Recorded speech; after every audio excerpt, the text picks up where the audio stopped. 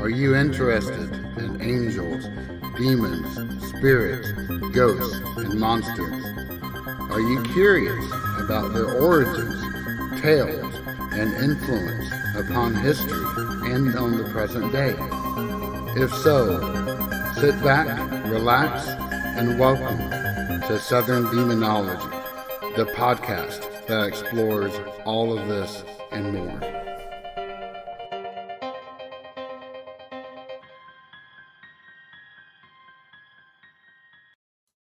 Hello, all. Welcome back to another episode of Southern Demonology. As always, I'm your host, JJ. I'm very pleased to bring you an interview with Rocky from Macabre World Podcast. I was a guest on her podcast a few weeks ago, and she graciously agreed to come talk about some of her interests and worldviews, and it was a ton of fun being able to speak to her. So look forward to that. We cover a ton of different topics. However, I will say that this episode, in terms of editing, was almost delayed by a chance encounter. In the first part of our interview, which you're about to hear, I relay an experience of encountering a skunk at Harvard Yard when I was walking back to my dorm room. And as chance would have it, I encountered another one on Thursday night. I was taking my dog out for her last walk for the night at midnight. And for those that don't know, I have a very large dog. She's probably about 110 pounds. She's a stray that I rescued 3 or 4 years ago now, and she was 7 when I got her. But she was a little bit wild when it comes to walking on a leash. But ever since then, she's been perfectly fine. I've got her trained up. She knows what she should do, what she shouldn't do normally. But that night, for some reason, I had turned around to close the door, and she then yanked the leash from my hand, something she has not done in a good 3 years, and then goes to investigate something. And she is not used to being by herself. I just knew I had lost her. I ran up my basement stairs and I see her in the corner of my yard.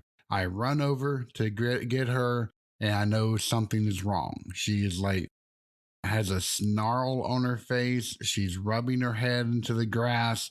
And then I get a little bit closer and the smell hits me.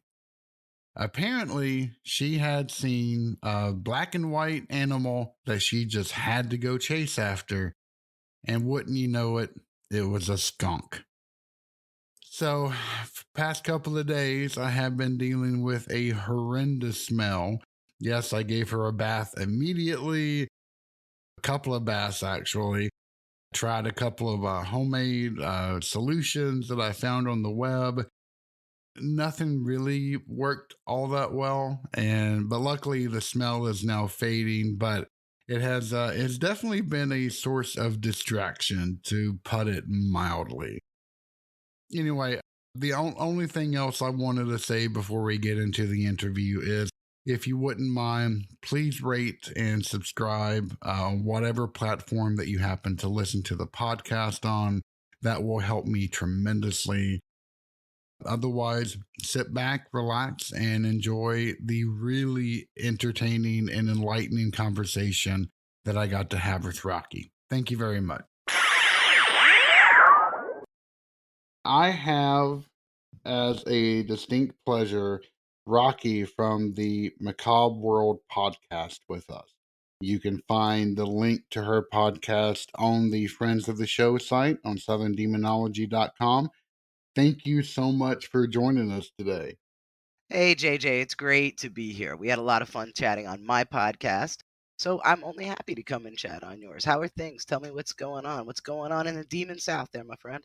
Oh, so much. Actually, just got through wrapping up a two-part interview with a person from Cookeville, Tennessee, who is a member of a paranormal research group.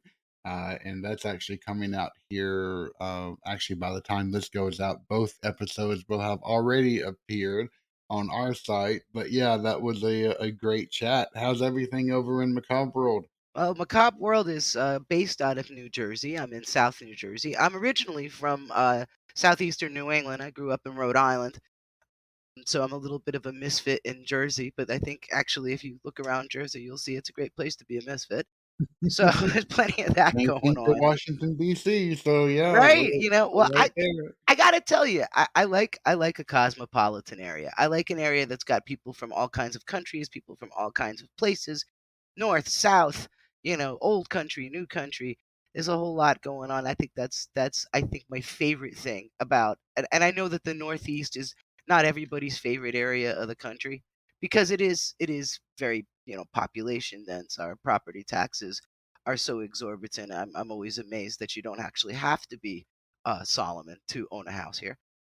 And things like that that are crazy. But it's really cosmopolitan. You have a lot of people that came in from the immigrant waves. My family is an immigrant family, and then you have folks that are from different parts of the country and that have gravitated here either for business. Philadelphia is here, nearby. So there's lots of stories and lots of stuff, and I really enjoy that because I always got something going on. But I miss New England to I'm some there degree. with you. I Yeah. will actually. Can you actually pinpoint when you fell in love with the cosmopolitan area? Because I'll tell you mine real quick. I went to New York City for the very first time, and I'm from the smallest town in Tennessee. It was a complete like world breaking event for me. And I went on the Staten Island ferry for the very first time, and I heard 50 languages being spoken around me. And I knew right then and there that language was always going to be an ultimate fascination. That's a hell of a view, isn't it, when you come in on the Staten Island ferry? For me, I had my town is Bristol, Rhode Island. It's a small peninsula in Narragansett Bay in Rhode Island. I think our at the time growing up in the 19 the late 60s, early 70s for me. At that time, I think our big thing was we had a few factories. We have a lot of commercial fishing. It's a big, heavy commercial fishing area, and a lot of immigrants at the time. The first wave of immigration in that area was the Italians, and then the next wave were the Portuguese, mainly for the fishing trades because and most of the Portuguese were from the Azores. So I'm half Portuguese and half Italian, and my mom's family's from the Azores. So it all kind of makes sense. I'm what I call a true Bristol hybrid. So growing up, I heard more than one language. I learned a good fair bit of Portuguese growing up. I wouldn't say I'm fully bilingual because a lot of it was just food and angry words.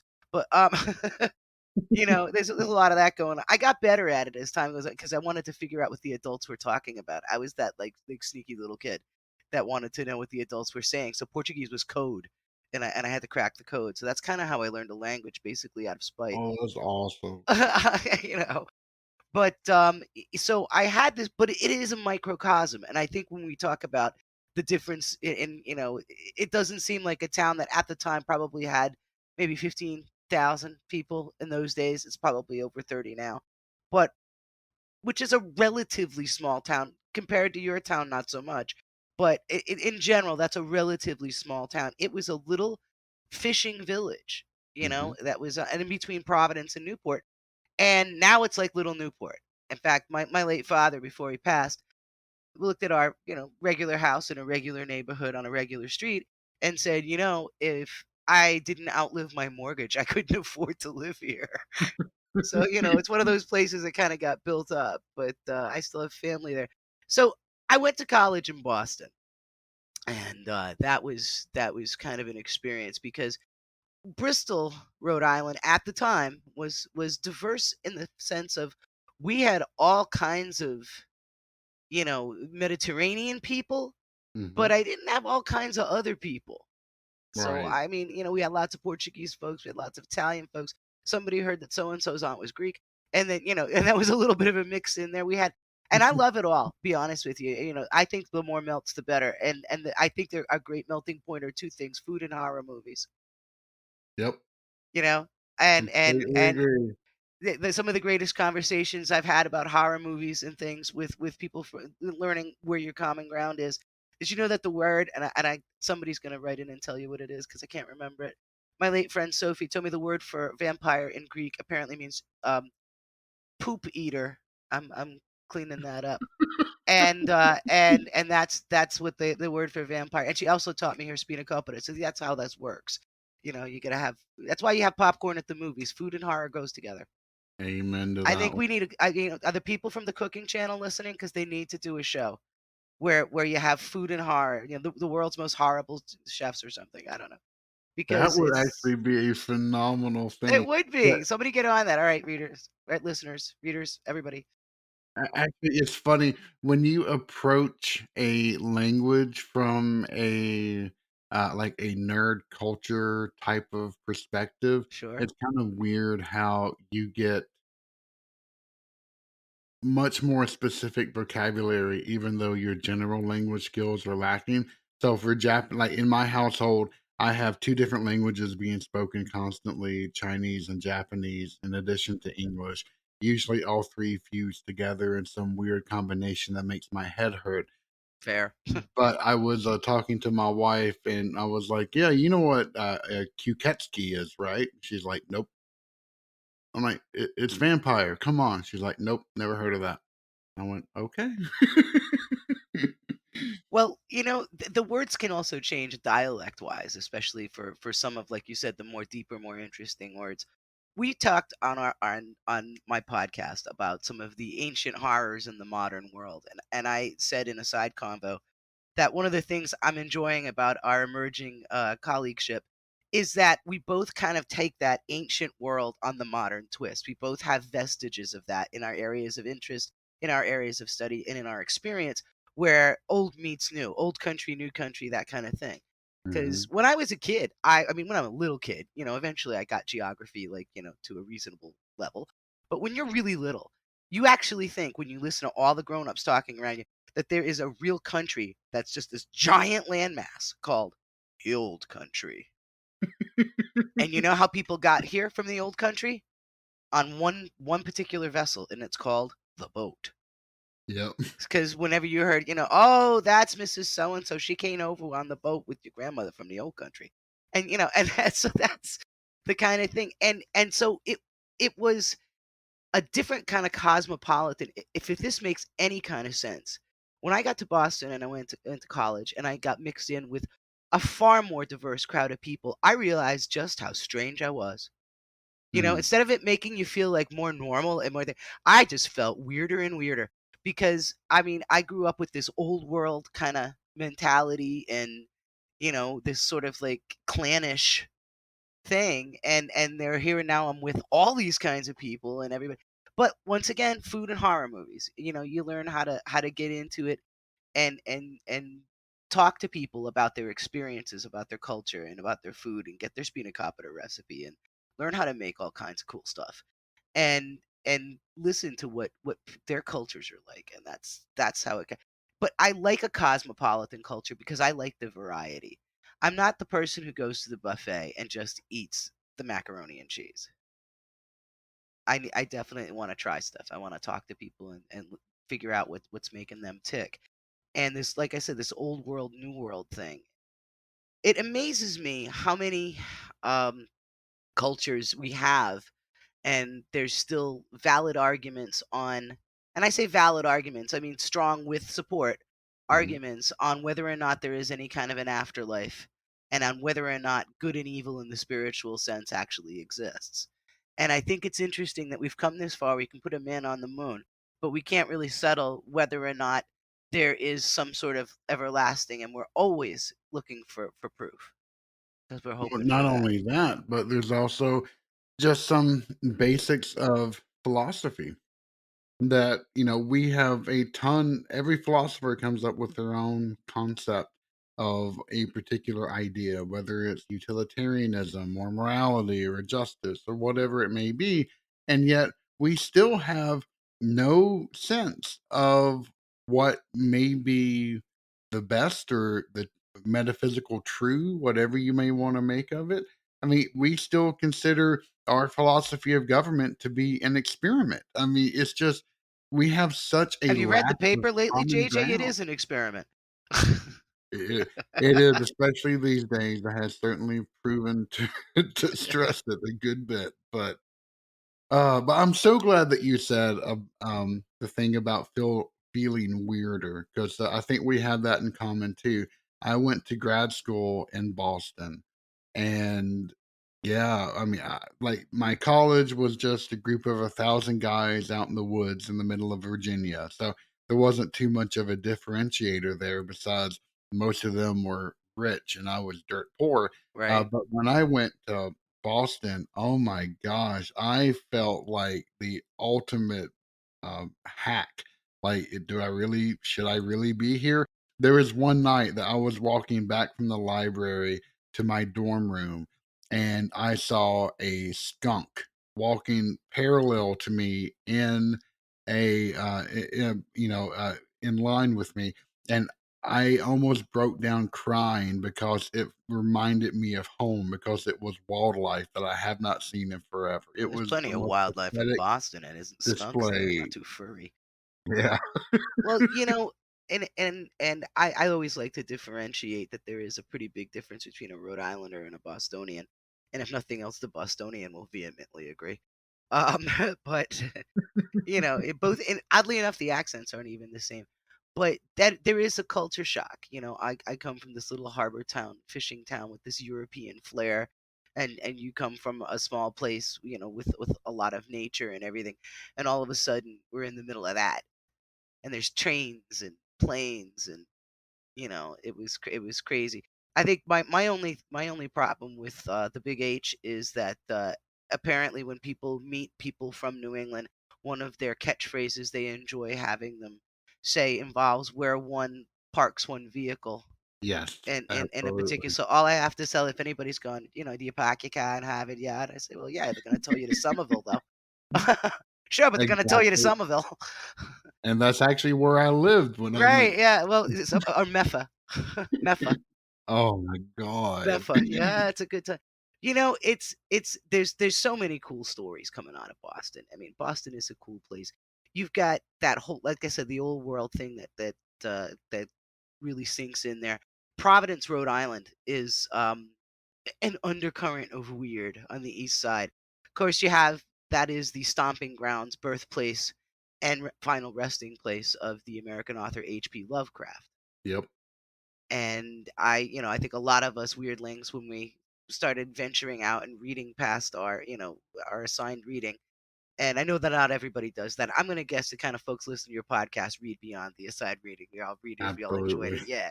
So we're all the smart weird kids. And when you start reading stuff like Lovecraft, when you start reading, about Cthulhu and all of that, and it's a mastery of horror that is bringing like this very primal fear into this civilized world, because he's writing in, like, post-Victorian society, quite polite society, but there are rats Mhm. in the walls. There's a problem. And the inner madness of the mind. And even if you go back further, authors like Edgar Allan Poe, you look at what they're doing. So you got these horror authors that are taking impolite, horrific ideas and thrusting them in the confines of polite society and culturally. I think that's what we do. We're taking these ancient ideas that are uncomfortable. We spoke of the movie The Prophecy. Yep, I'm not too comfortable with an angel war. I don't know about you. I don't like the idea if there's something more powerful than me that it's arguing amongst itself. I find that unsettling. it absolutely is. I w I think we're actually on the same wavelength because, I was thinking of Lovecraft. I mean, in fact, everything was just, like, summoned up immediately when you mentioned, small harbor town. Oh, Did sure. did Lovecraft actually kind of, like, truly resonate with you because of where you're from? I mean, did that make it more real for you? When Yes, and I think I can also actually tell you there's like an aftershock echo with Stephen King. in both cases, their surroundings. It's one thing. All right, the way I can describe it to somebody listening casually is, it's one thing to watch a movie in a town that's like your town. Like how many times maybe you saw some towns in a movie, and oh, that looks like my town. And Mm. then it's another thing when it actually is your town, because all of your plugged in experiences, all of your lifetime influences around that locale now come into play. You have fleshed out what the writer is doing. So I think when it's something that resonates, when it's home, like when the beginning, the first few pages, I'm not going to give any spoilers, I never do that, of Stephen King. So it's been out for a long time now, but the book's Cell. The Mm. first few pages describe an event in Boston Common. Mm. And when you read those first few pages, I don't know if you've read the book, if you have been there, basically they're standing on a corner that I stood on many times to cross. They're on the corner opposite Park Street. Yep, So exactly. you know what I'm saying. So and so while Stephen King is telling you about this location, or H.P. Lovecraft is talking about walking down Benefit Street, my mind, which has walked down Benefit Street and stood at that corner Hmm. in the Boston Common, I'm thinking, I'm fleshing it out. So I think it resonates with a lot of people. When you have an identity that roots into that moment, I think that's when horror, and I think that's the key to horror, is they have to make you comfortable and make you feel at home, and then they scare you. Yeah, in fact, I mean, King especially, he has this knack of not only kind of launching into like introspections into what a character's headspace is truly like, but one of the keys to him is the fact that he can take the most mundane idea and turn it weird, so weird that it makes you question everything else that inhabits that reality. And say what you want about King being mass media or whatever, but he is a master when it comes to just flipping reality on its head and making you look at it. And I think that's what one of the best aspects of horror is. If it can make you question every little thing that you've held an assumption about forever, then that has been effective. Yeah, he made us afraid of cars. Yep. you know, And it didn't dogs. have to be a vampire. It didn't have to be a mummy or a ghost. It was a car. Christine was a car. I Exactly. think plots like Carrie took something that was curious, telekinesis, and used it. If you want to talk about, and I know that times have changed, and I'm absolutely 100% in favor of the more recent uptick of concern and low tolerance for bullying. But I got bullied in school, and I Hmm. think a lot of people did. And if you want to think of like the ultimate anti-bullying campaign, was the movie or the book Carrie. I remember when I Very read that, I'm true. like, oh, that would be so cool, you Yeah. know. And which is psychotic, because now you're saying, yeah, I'd love to, like, drop things on the heads of my classmates. And but when you're a bullied kid, you say, I wish, what you wish for. I mean, it's fantasy, but what you wish for is you wish for a way to fight back. Right. And because you're in your non-fantasy normal realm, you don't have it. And I often wonder, when what are our weapons? If we're not telekinetic, some people try to fight these things with shock value. Some people don't fight at all. They just fold up and collapse like a flan in a cupboard. Some people will call on a higher power. It's Hmm. there's a lot of interesting defenses that because ultimately I'm trying to remember. And yeah, after where I was anywhere yesterday, I was outside all day and it was almost 100 degrees. So I basically stuck my brain in a pressure cooker for 8 hours. So if I sound a little bit like I'm disconnected, that's why. There's parts of me that are still in the red.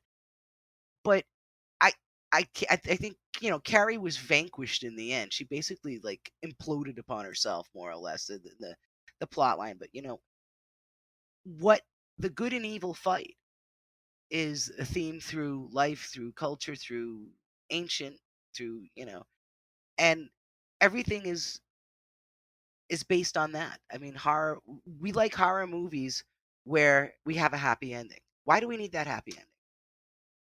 Oh, in fact, I think Some of the best horror movies in general are ones in which simply either don't have an ending at all, or the ending that they give is the worst ending imaginable. The Like unsatisfying ending. The Mist, or is it The Mist by Stephen King? I know it's not a great movie, but the ending to that movie.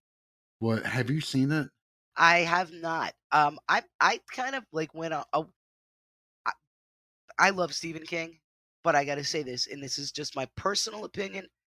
Don't write me letters. Don't write JJ letters. This is my personal opinion. I think because he wraps you so much in the story that it became apparent as he went on, got more commercially successful. His endings got weaker and weaker. I would agree with that. And I don't know if it's because all of a sudden he said, "Oh shit, I gotta wrap this up." Oh poop, I gotta wrap this up. Or if it's he because it was the meat and the potatoes, not the cleanup that I thought was where he excelled.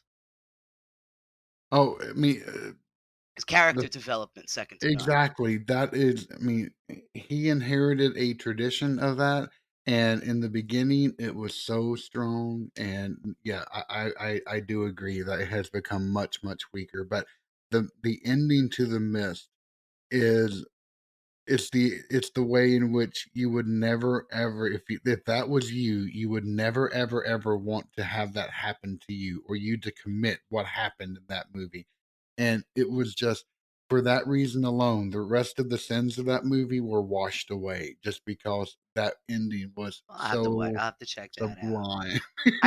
It's there's a whole lot of what would you do. Like I do paranormal investigating. I do it more as a hobby now. I'm not affiliated with any group at the present time. A zillion years ago, and by zillion I mean like the I don't know mid to late '90s. Um, I was a member of the Atlantic Paranormal Society. Being I'm from Rhode Island, there was only one ghost hunting group, and Mhm. that was where I met Jay Hawes, Steve Gonsalves, and Grant from Ghost Hunters, the Oh original ghost wow. hunting series. And we used to meet in a Starbucks in Warwick, Rhode Island, and have and I did a couple of investigations with them, and some of the people from the early show are still good friends with them, and like the Demon Twins, Carl and Keith Johnson. They're Oh yeah. delightful humans, and I should point out I had Carl as a podcast guest. He's a brilliant podcast guest. Highly recommend. Oh, that's awesome. Yeah, he was one of the first. He and his brother were very early on in the initial investigations of the Perone house, which later became the basis for the movie The Conjuring. So they have a I lot will of be damned. perspective that is a lot of backstory to that type of thing. I always felt bad for those people. They would drag those nice people into the newspapers and on the TV every Halloween. Somebody talked to a Perone family person in Rhode Yep. Island. Like, oh God, it was Halloween because they're gonna drag those poor people out and make them talk about that kooky house. I felt so bad for them. No, because put it this way: whether you're a believer or not is immaterial at that point, and I just always felt like they were violated. Oh, no, I completely agree. I just felt There really were bad. those in which, like, they were up for the taste of fame that their cases have brought to them, thinking like Amityville, and then there were others that were just deer in the headlights, and you felt so bad for them every time a reporter wanted to come knocking. Right, and do you know they changed the windows, the infamous windows in the Amityville house, the Oh, windows that really? yeah, the windows that we all picture Oh, yeah. from the original movie poster, those sort of like orange slice quarter moons, those are gone. And there are regular windows in its place, which is probably to throw people a little bit off the scent. More than likely. Okay, can I ask you a slightly controversial question? Oh yeah. You asked me a Because very I love to controversial get question. other people's opinions. What is your personal thinking around Ed and Lorraine Warren?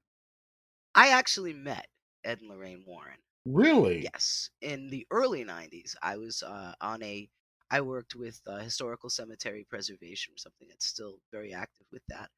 And I was on a remember when cable access was a thing? Cable access was Oh, great. yeah. It gave us more than Wayne's World. We all had our wacky little shows in our wacky little communities. And I was on a panel about some of the historical cemetery. It was basically again at the Halloween time, And not in my segment, but in another segment were Ed and Loraine Warren, and I had heard of them because the Amityville thing happened, but they certainly were more local fascinations, and they had a little bit of like they were on Phil Donahue or something, and kind of thing. And I met them only very briefly, and I didn't have an in-depth conversation. They were at face value a very polite, delightful, warm, engaging couple. In Hmm. fact, if you didn't know what their story was and you just saw them having lunch, you would there was no air of the kooky about them. Actually, they were very, very normal, delightful people. Um, I do think that I find them sincere, Mm-hmm. but even a bull in a china shop isn't sincere, you know. Yep. So I think there were times where Ed may have come off as a bull in a china shop, but I think he meant well. I don't think there was any ill intentions. I don't think they were looking to defraud anyone. I think that they were researchers in an area. They were researchers. They were suddenly research, really, in an Mm-hmm. area that they weren't planning to be researchers in. They Gotcha. kind of fell into it. So, it's a lot different if you get a guy that's like, into the scientific method and he plans to research something, you're going to lay things out a little differently than when all of a sudden it all starts happening around you and like, well, so here we are. Yep. So I That think makes that total sense. I think that,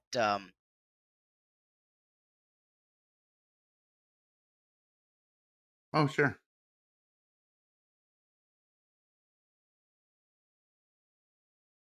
I think that they didn't plan to become researchers, and I think that they had to lay a lot of their groundwork on the fly. And I think some of the criticism that they face is because they sort of got dropped into it. But Mm. I would have a hard time thinking that either one of the people that I've read about and briefly met had any ill intention. It would be very, very surprising to me. So, do I think they're perfect? No. Do I think they're the be all end all? No.